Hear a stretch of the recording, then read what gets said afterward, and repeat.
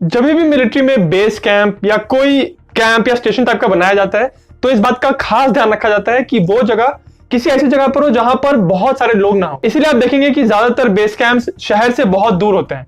पर अगर आप किसी दूसरे देश में गए हुए हैं जिस देश से आपकी दुश्मनी है और वहां पे आपको एक बेस कैंप, मिलिट्री कैंप बनाना है, तो आपका चैलेंज 10 गुना ज्यादा मुश्किल हो जाता है, क्योंकि उस केस में आपने अपना बेस कैंप एक हॉस्टाइल टेरिटरी में बनाया है, यानी ऐसी जगह पर बनाया है जहां पर आसपास लगभग सभी लोग आपके दुश्मन है। तो आप सोचिए कि वहां पर बेस कैंप बनाना, अपना हेडक्वार्टर बनाना कितना ज्यादा चैलेंजिंग हो सकता है।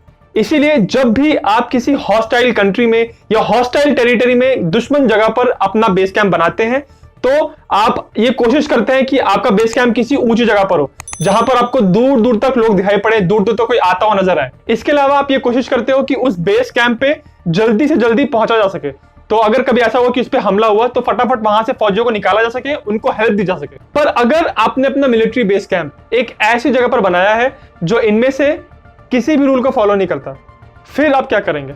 जिज्ञासियम की आज की वीडियो में हम एक ऐसी ही रियल लाइफ में हुई घटना के बारे में बात करेंगे जिसपे एक मूवी बनी है जो 2020 में रिलीज हुई थी। इस मूवी का नाम है द आउटपोस्ट। पहले मैं आपको इस मूवी की कहानी एकदम शॉर्ट में बताऊंगा, उसके बाद जो रियल में घटना हुई थी उसके बारे में हम चर्चा करेंगे।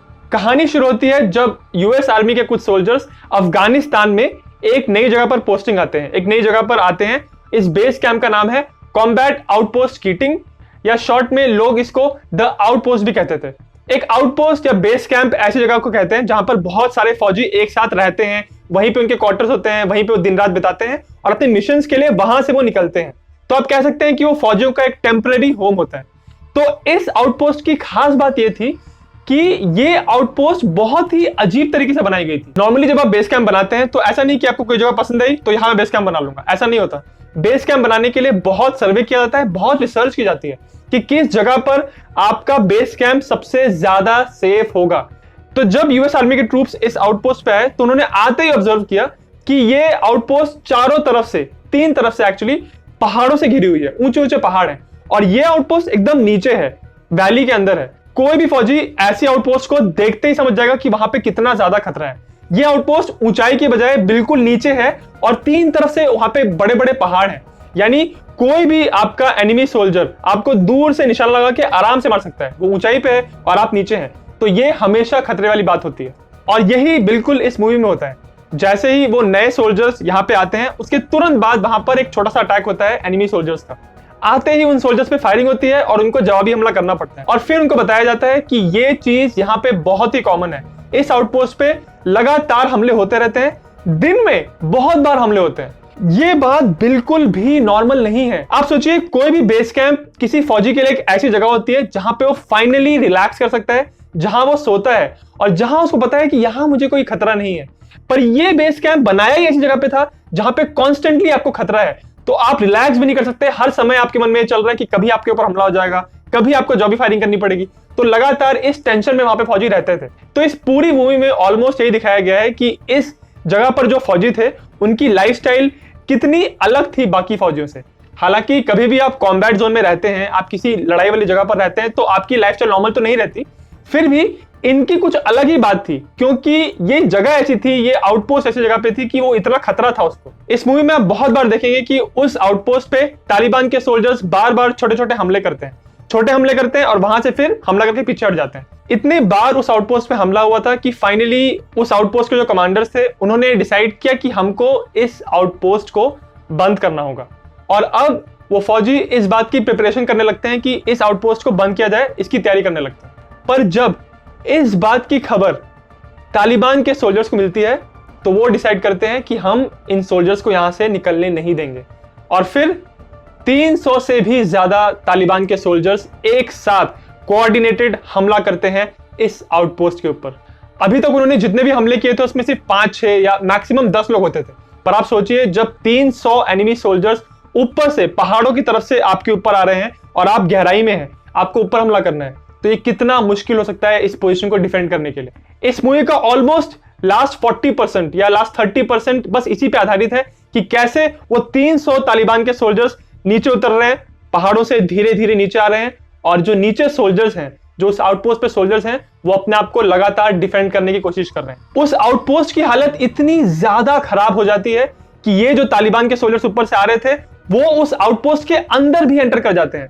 बट फाइनली यूएस आर्मी का जो वहां पे कमांडर था वो डिसाइड करता है कि हम जब तक यहाँ पे हैं तब तक हम इन एनिमी फोर्सेस को अपने आउटपोस्ट को कैप्चर नहीं करने देंगे।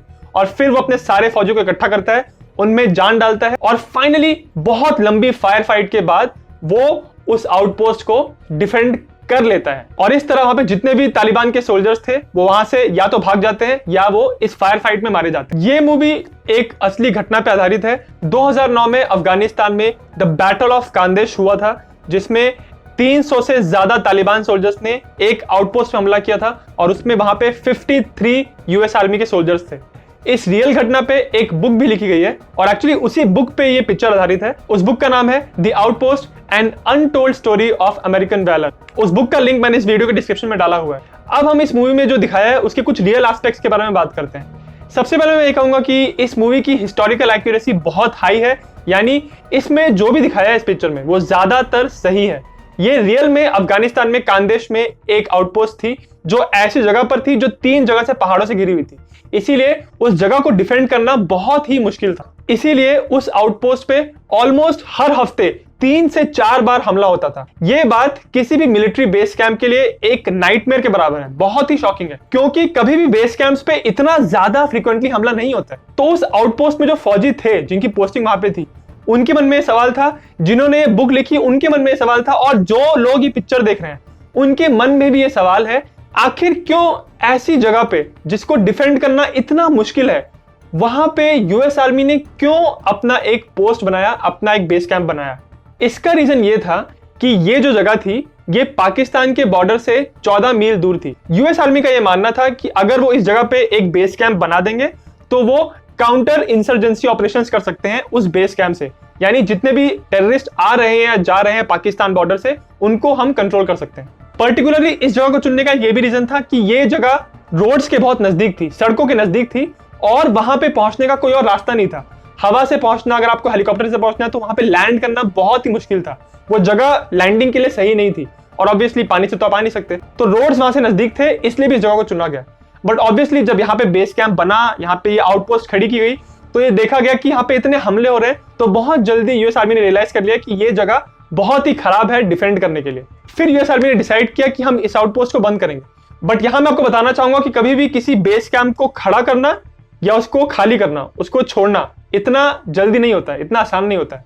बहुत रिसोर्सेज लगते हैं, बहुत लोग लगते हैं और बहुत सामान लगता है। आप इमेजिन कर सकते हैं, आप एक टेम्परेरी घर बना रहे हैं इतने सारे फौजियों के लिए, आपको हथियार चाहिए, आपको उनके लिए सेटअप चाहिए, उनके खाने पीने का सामान चाहिए, किचन, मतलब सारा मेडिकल सब कुछ फैसिलिटी आपको वहां पे चाहिए, तो ये इतना आसानी से नहीं होता है।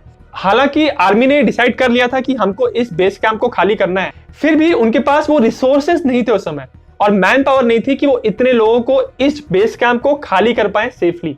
तो जब ये लड़ाई हुई, जिसको बैटल ऑफ कांदेश भी कहते हैं, तो उस लड़ाई के बिल्कुल 2 दिन के बाद इस बेस कैंप को खाली कर दिया गया। यहां से जितने भी फौजी थे उनको निकाल लिया गया और उसके बाद यूएस आर्मी ने वहां पे बॉम्ब्स गिरा दिए ताकि उस जगह को पूरी तरह डिस्ट्रॉय कर दिया जाए और वहां पे कोई भी कॉन्फिडेंशियल इंफॉर्मेशन है, डॉक्यूमेंट्स हैं और इवन अगर हथियार हैं तो वो एनिमी फोर्सेस के हाथ में ना लगे।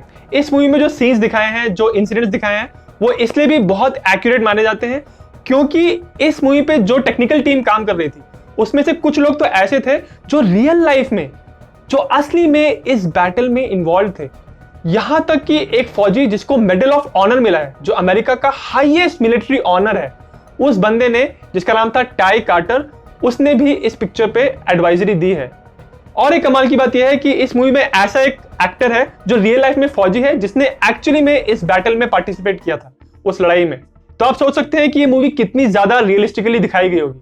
हालांकि मैंने आपको इस मूवी की बेसिक स्टोरी बता दी है, जिससे आपको आइडिया लग जाएगा कि वहां पे क्या सिचुएशन थी, बट आप भी जब मूवी देखेंगे तब आपको पता चलेगा कि रियलिटी में वो जो वहां पे फौजी थे उनके मन में क्या चल रहा था, दिन ब दिन उनकी लाइफ कैसी थी, और नॉर्मल जो छोटी छोटी चीजें होती हैं जो फौजी बेस कैंप में आसानी से कर लेते हैं, उनके लिए भी उनको कितना टेंशन होता था, कितना खतरा होता था। मूवी में ऐसे बहुत सारे सीन्स दिखाए हैं जिनको देख के आपको आइडिया लगेगा कि उन फौजियों के लिए बाहर निकलना कितने बड़े खतरे की बात थी। यहां तक कि जब कोई फौजी बाथरूम भी जाता था तब भी वहां से ऊपर से हमला हुआ और तुरंत उसने गन उठा के फायरिंग करना शुरू कर दिया। बाथरूम जाना भी सेफ मानते नहीं थे। उनके बेस कैंप का जो कमांडिंग अफसर था उसने यहां तक भी किया था कि वो टॉयलेट करने के लिए भी बाहर निकलता नहीं था। उसने अपने रूम के अंदर बॉटल्स रखी थी, वो बॉटल में टॉयलेट करता था और फिर बाहर टॉयलेट फेंकी जाती थी। ऐसा कहा जाता है कि रियल लाइफ में भी उस आउटपोस्ट पे जब लोग बाहर बाथरूम भी जाते थे तब भी वो पूरा मिलिट्री गियर पहन के जाते थे, गन्स लेके जाते थे। इतनी बुरी हालत थी उस बेस कैंप में। अगर आपको मिलिट्री मूवीज पसंद है, आपको मिलिट्री स्ट्रैटेजी और टैक्टिक्स के बारे में जानना अच्छा लगता है, तो आपको ये मूवी जरूर अच्छी लगेगी। मैं इस मूवी को स्कोर देता हूं 7 आउट ऑफ 10। हिस्ट्री से रिलेटेड ऐसी ही असली कहानियों के बारे में जानने के लिए आप मेरा इंस्टाग्राम पेज फॉलो कर सकते हैं। और अगर आपको वीडियो पसंद आया तो आप मेरा चैनल जिज्ञासियम जरूर सब्सक्राइब करिए। Thanks for watching this video and take care.